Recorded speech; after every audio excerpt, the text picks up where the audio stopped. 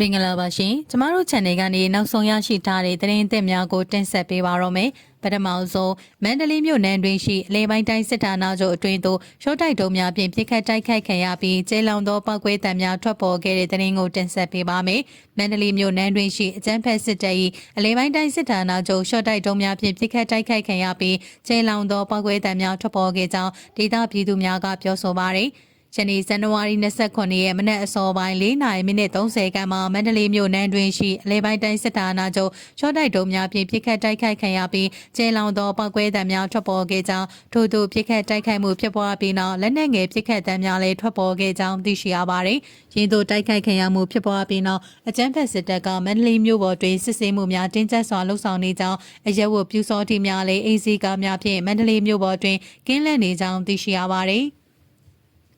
အလားတူ2025ခုနှစ်ဒီဇင်ဘာ28ရက်နေ့ကလည်းမန္တလေးနန်းတွင်ရှိအကြမ်းဖက်စစ်တပ်၏အလဲပိုင်းတိုင်းစစ်ဌာနချုပ်တွင်ကိုတရားခုံမမရှော့တိုက်တုံး9လုံးဖြင့် BWN NMDPDF ရှေရိုအညာနေ Infinity တို့ပူးပေါင်း၍ပြစ်ခတ်တိုက်ခိုက်နိုင်ခဲ့ပြီးစစ်သား2ဦးထပ်မံသေဆုံးကလူနာတင်ရှင်များလည်းအဝင်ထွက်ပြုလုပ်ခဲ့ကြောင်းနန်းတွင်ရှိစစ်တပ်ကလည်းလက်နက်ကြီးလက်နက်ငယ်များဖြင့်ရန်တမ်းပစ်ခတ်မှုကြောင့်မြို့နေပြည်သူအချို့ထိခိုက်ဒဏ်ရာရရှိခဲ့ကြောင်းသိရှိရပါသည်ဆက်လက်တင်ဆက်ပေးမယ့်သတင်းအကြောင်းကတော့မြိုင်မှာစစ်တပ်ကတီးနှံထွက်ကုန်တွေမိရှို့နေလို့လောင်မထားပဲရောင်းချဖို့တတိပေးတဲ့အကြောင်းကိုတင်ဆက်ပေးပါမယ်။မကွေးတိုင်းပခုတ်ကူခရိုင်မြိုင်မြို့နယ်မှာစစ်ကောင်စီတပ်စစ်ကြောင်းကဒေသခံတွေရဲ့တီးနှံထွက်ကုန်တွေပါမိရှို့ဖျက်ဆီးနေလို့လောင်မထားပဲရောင်းချထားဖို့အညာမြေရက်ဘက်လူမှုဖွဲ့စည်းမြိုင်ကတတိပေးထားပါတယ်။စစ်တပ်စစ်ကြောင်းဟာနေအိမ်တွေမကပဲလေယာထွက်ကုန်တီးနှံတွေကိုပါမိရှို့ဖျက်ဆီးနေတာကြောင့်မြိုင်နယ်အရှိအလဲပိုင်းနဲ့အရှိတောင်ပိုင်းက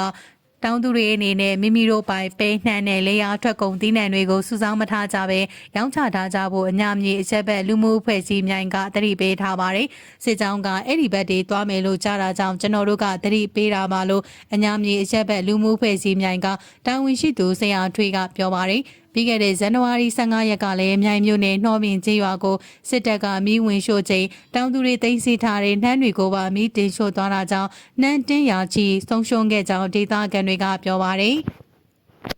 စစ်ကောင်စီစစ်ကြောင်းဟာမြိုင်နယ်ထဲမှာအရင်နှစ်တွေကထက်တီးနှံတွေကိုပုံမမီးရှို့ဖျက်ဆီးနေပြီးတောင်သူတွေဟာပဲနန်းတင်မောင်များစွာငွေကျပ်သိန်းထောင်ချီဆုံးရှုံးနေတယ်လို့အညာမြေအချက်ဘက်လူမှုဖွဲ့စည်းမြိုင်ကတာဝန်ရှိသူဆရာထွေးကပြောပါတယ်။ဒါအပြင်နေအိမ်တွေကအရေးကြီးစာရွက်စာတမ်းတွေကိုလည်းစနစ်တကျသိမ်းဆည်းထားကြဖို့အညာမြေအချက်ဘက်လူမှုဖွဲ့စည်းမြိုင်ကတိုက်တွန်းထားကြောင်းသိရှိရပါတယ်။မြိုင်မြို့နယ်ထဲမှာပြီးခဲ့တဲ့ဇန်နဝါရီလတတိယပတ်အတွင်းကစစ်တပ်ကနေလေကြောင်းတိုက်ခိုက်မှုတွေပြုလုပ်နေပြီးထိခိုက်ပျက်စီးမှုတွေရှိနေပါတယ်။မြေပြင်စစ်ကြောင်းအနေနဲ့လည်းမြိုင်မြို့နယ်တောင်ပိုင်းကကံမမြို့နယ်ဘက်မှာစစ်ကောင်စီစစ်ကြောင်းထိုးနေလို့ဒေသခံထောင်ချီတိမ်းရှောင်နေရကြောင်းသိရှိရပါတယ်။